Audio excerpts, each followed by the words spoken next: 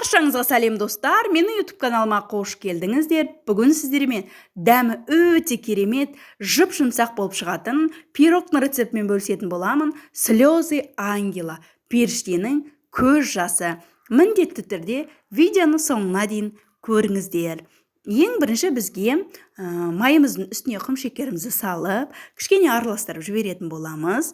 Ұнымыз бен разахеттеріміз араластырып, осы майдың үстіне салып, барлығын қолымыздың көмегімен араластырып алып, крошка жасап шығаратын боламыз. Міне видеода көрсетіп атқандай крошка шығарып, оның үстіне жұмыртқаның сарысын салып, оны да екеуін араластырып аламыз да. Осы қамырды біріктіру үшін мен қаймақ қолдандым. Сіздер айран салсаңыздар да өз қалауларыңыз. Жақсылап тұрып араластырып, жұмсақ қамыр илейміз де 30 минутқа пакетке салып, холодильникке қойып қоятын боламыз. Оған дейін салмасын дайындаймыз. Творогтың үстіне жұмыртқаның сарысын, құмшекер, ванилин және де қаймағымызды салып, барлығын біріктіріп, араластырып алатын боламыз.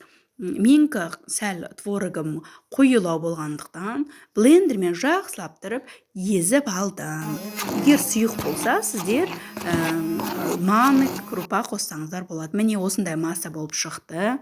Енді қамырымызды алып, 24 см формаға келтіріп, жайып алып шықтым. Кішкене бортик жасасаңыздар да болады, мұлай қасықтың көмегімен.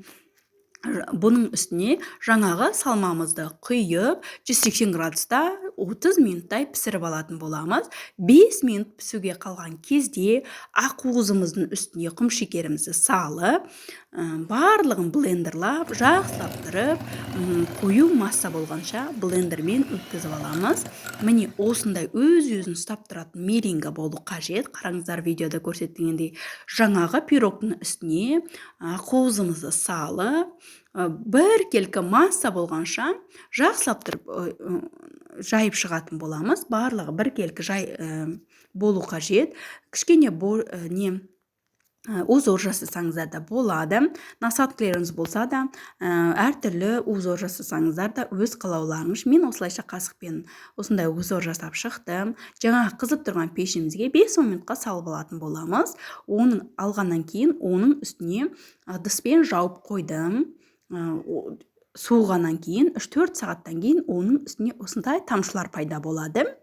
Сондықтан бұл пирогтың атауы осының себебінен де, үстіне осындай майда тамшылардың болуының себебінен. Дәмі деген өте керемет болып шығады. Міндетті түрде балапандарыңызға жасап беріңіздер. Сіздермен бірге болған Захинур асханасы. Каналға тіркеліп, қоңыраушаны басуды ұмытпаңыздар. Сау болыңыздар.